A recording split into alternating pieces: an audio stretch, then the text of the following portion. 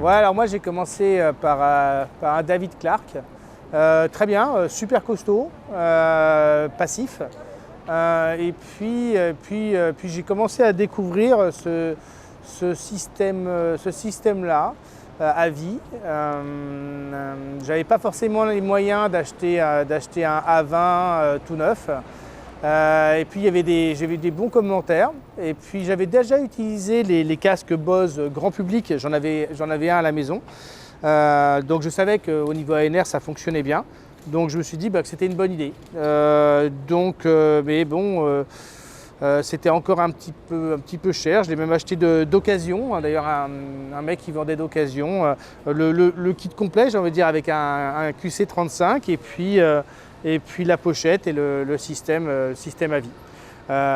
Tout de suite, moi j'ai été bluffé.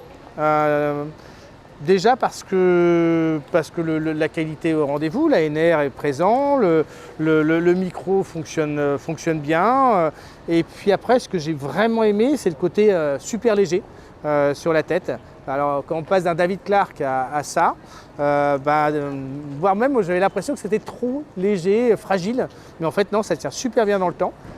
Et puis le son était vachement bon.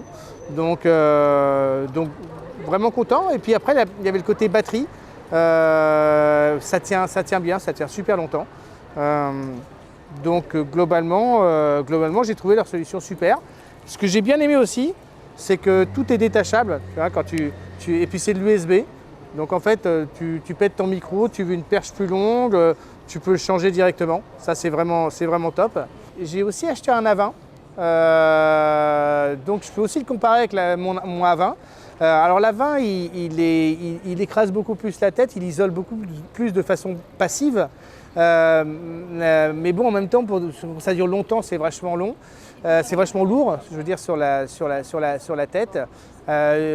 Donc on n'aura pas une isolation passive aussi importante avec la vie, mais on aura un casque beaucoup plus léger. C'est une question de choix aussi, mais ce n'est pas incompatible. Je veux dire, et comme casque passager, par exemple, moi je sais que je vais continuer à les utiliser, et en particulier pour les passagers, ça permet de ne pas investir 1500 balles et d'avoir un très bon casque ANR pour son passager, par exemple, ou pour débuter, quand tu n'as pas forcément les moyens tout de suite d'acheter un casque trop cher. Donc, et puis ça, tu le gardes et puis tu le revends super bien.